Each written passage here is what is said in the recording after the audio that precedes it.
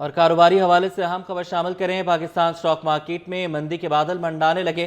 100 index میں 2448 points کی کمی۔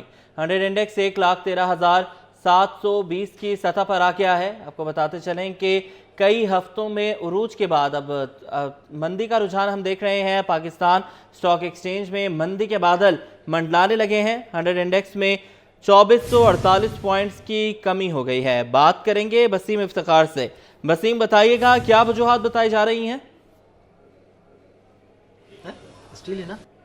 جی بالکل، اسٹاک مارکیٹ میں آج جو صورتحال دیکھی ہے، ہم نے دیکھا ہے کہ فرسٹ ہاف میں بھی جب کاروبار کا آغاز ہوا تو 1300 پوائنٹس کی ابتدا میں ہم نے کمی دیکھی۔ اس کی بنیادی وجہ یہ تھی کہ گزشتہ روز جو مارکیٹ میں شیئرز کی خریداری دیکھی گئی اور گزشتہ روز ہم نے دیکھا کہ 1,16,000 کی سطح پر اسٹاک مارکیٹ ٹریڈ ہوتی ہوئی دکھائی دی۔ تو اگلے دن ہم نے یعنی کہ آج کے دن ہم نے دیکھا کہ آئل اینڈ گیس سیکٹر میں اور اس کے ساتھ ساتھ اسٹیل سیکٹر میں جو شیئرز خریدے گئے تھے اس کی فروخت کی صورتحال دیکھنے میں آئی، جس کی وجہ سے مارکیٹ میں صبح میں ہم نے دیکھا کہ خاصا دباؤ جو ہے وہ دیکھنے میں آیا۔ اس کے ساتھ ساتھ گزشتہ روز اسٹیٹ بینک کی جانب سے شرح سود میں 2% کی کمی کی گئی، 15% سے شرح سود 13% پر آ گئی۔ تو اس کے مثبت اثرات اسٹاک مارکیٹ پہ پڑے، جس کے بعد ریکوری کی صورتحال دیکھنے میں آئی اور اسٹاک مارکیٹ میں ہم نے دیکھا کہ آج ایک نیا ریکارڈ دیکھنے میں آیا۔ 100 انڈیکس جو ہے 1,17,000 کی ریکارڈ سطح پر ٹریڈ ہوتا ہوا دکھائی دیا۔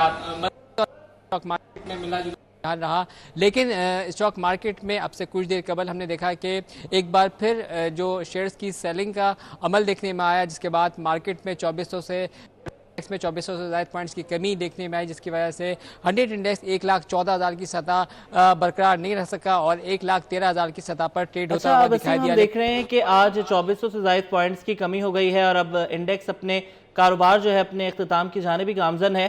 گزشتہ کئی دنوں سے ہم کہتے سن رہے تھے بروکرز کو اور ماہرین کو کہ ان کا کہنا تھا کہ مندی آئے گی اور بہت زیادہ آنا شروع ہو جائے گی۔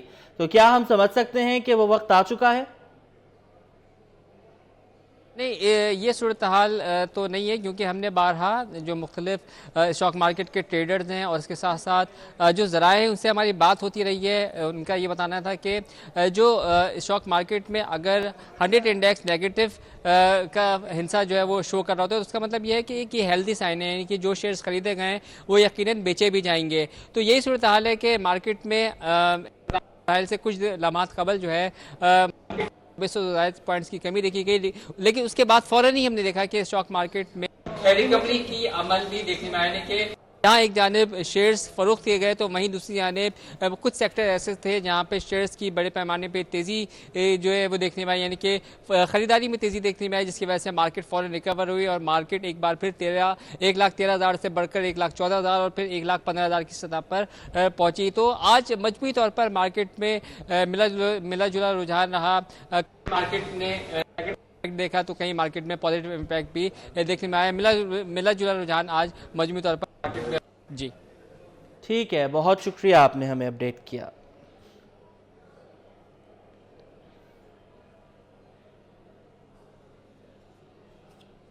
لارج ٹیکس آفس کراچی کا نیا ریکارڈ۔ ذرائع کے مطابق رواں مالی سال کے دوران ٹیکس وصولی میں 20% اضافہ ریکارڈ۔ لارج ٹیکس آفس کراچی نے 1,110 ارب ٹیکس اکٹھا کر لیا۔ بات کرنے کے لیے اشرف خان ہمارے ساتھ ہیں، اپڈیٹ کیجیے گا۔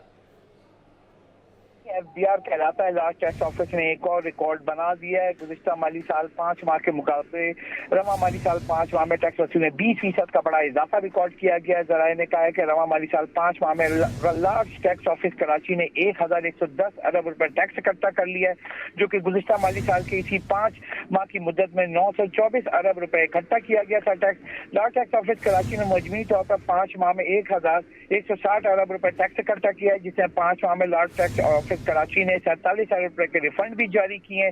اور یہ بتایا گیا کہ ایل ٹی او کراچی نے 5 ماہ میں ڈائریکٹ ٹیکس کی مد میں 542 ارب روپے کی ٹیکس اکٹھا کیا ہے، جو کہ گزشتہ مالی سال 451 ارب روپے ڈائریکٹ ٹیکس کی مد میں اکٹھا ہوئے تھے۔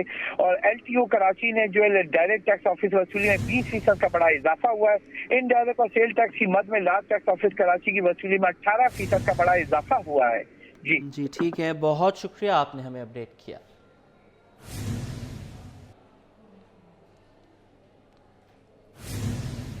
کراچی چیمبر آف کامرس کا شرح سود کو سنگل ڈیجٹ میں لانے کا مطالبہ۔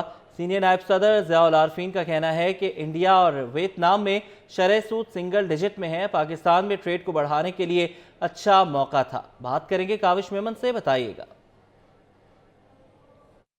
बिल्कुल, देखिए स्टेट बैंक ऑफ पाकिस्तान ने शरह सूद में 2% की कमी का ऐलान किया है, जिस पर हम देख रहे हैं कि मुल्क में जो ट्रेड बॉडीज हैं उन्होंने अपने मिले जुले रद्द-ए-अमल का इज़हार किया है। इसी हवाले से कराची चैम्बर ऑफ कॉमर्स का क्या मौक़िफ़ है, मेरे साथ बात करने के लिए मौजूद है कराची चैम्बर ऑफ कॉमर्स के सीनियर वाइस प्रेसिडेंट है ज़ियाउल आरफीन, उनसे जानते हैं। सर बताइएगा इस हवाले से चैम्बर ऑफ कॉमर्स का क्या मौक़िफ़? देखिए ये बिजनेस कम्युनिटी जो है वो इसको सिंगल डिजिट पे देखना चाह रही थी, और ये 2% कम होना जो है ना, ये इतना ज़्यादा इम्पैक्ट नहीं लेकर आती है। दूसरी बात ये है कि 80% जो है बोरिंग जो है वो हुकूमत की होती है, और 20% से कम जो है प्राइवेट सेक्टर को जाता है। तो ये 2% कम होना, फिर पहले 2.5% कम होना, ये एक पॉजिटिव भी नहीं है। अगर इस वक्त मौका अच्छा था बिजनेस स्टेट को बढ़ाने के लिए, अगर ये सिंगल डिजिट पे करते तो ओवरऑल आपको इम्पैक्ट भी नज़र आता।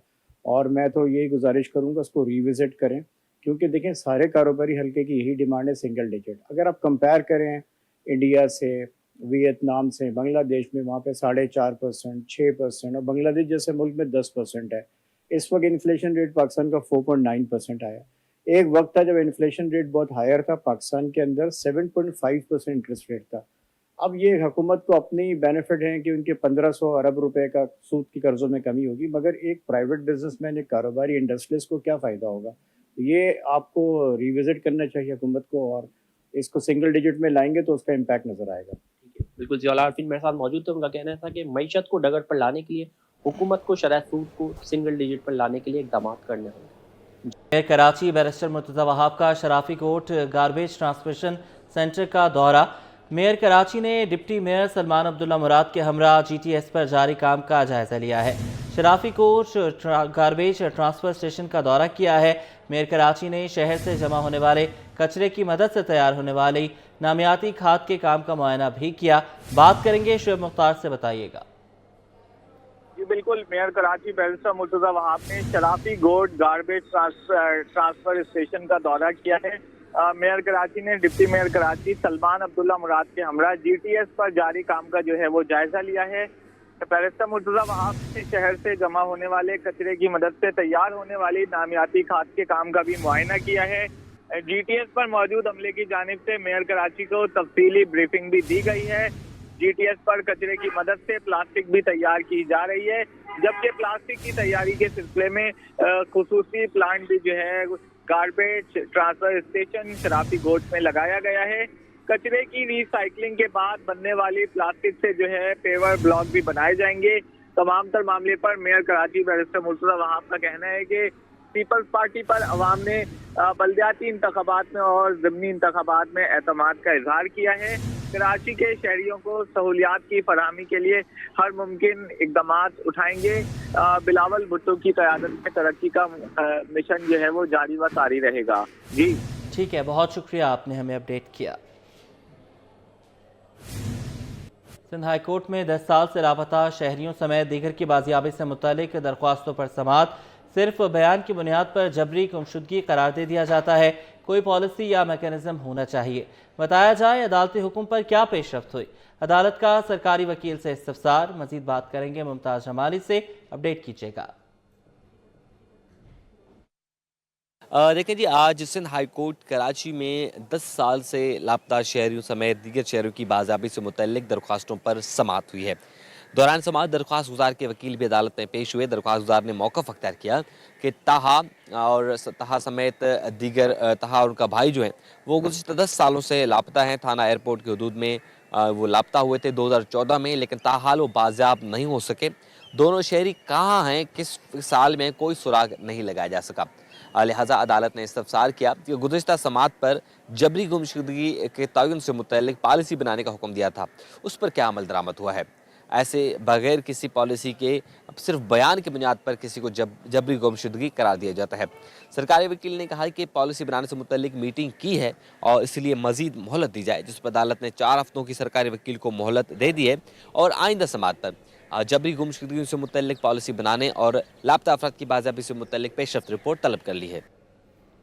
एडिशनल डिस्ट्रिक्ट एंड सेशन जज जनूबी में फ्रॉड और चेक बाउंस केस, मुल्जिम मेराज अदालत से एक बार फिर गैर हाजिर। अदालत ने मुल्जिम को इश्तिहारी करार दे दिया। मज़ीद तफसीलात बताएंगे जवाद आसिफ। जी बिल्कुल, देखें, फ्रॉड करने और चेक बाउंस का मुकदमा है जिसकी समाअत एडिशनल डिस्ट्रिक्ट एंड सेशन जज जनूबी की अदालत में हुई है, जहां पर जो मुल्जिम मेराज है जो मुकदमे में नामजद है एक बार फिर अदालत से गैर हाजिर रहा है। अदालत ने मुल्जिम के जो है वो नाकाबिल ज़मानत वारंट गिरफ्तारी जारी किए थे। पुलिस को हुक्म दिया था कि मुल्जिम जहाँ दिखे उसे गिरफ्तार किया जाए, ताहम पुलिस उसे गिरफ्तार नहीं कर सकी, जिस पर अदालत ने आज उसको जो है वो मुल्जिम को मेराज को इश्तिहारी करार दे दिया है और मुल्जिम की जायदाद भी जब्त करने का हुक्म दे दिया है, जबकि ये भी हुक्म दिया है कि मुल्जिम के जो है वो खाके भी जो है वो आवेज़ा किया जाए।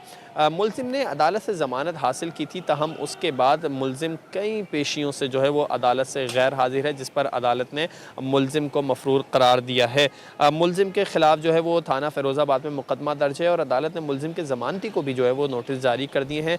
फ़िरोज़ाबाद थाना में जो मुकदमा है उसमें फ़्रॉड और चेक बाउंस की जो है दफ़ात शामिल की गई थी। जी, दाऊद यूनिवर्सिटी में 2 रोज़ा इंटरनेशनल कॉन्फ्रेंस बर्निंग बैरियर का इनेकाद किया गया।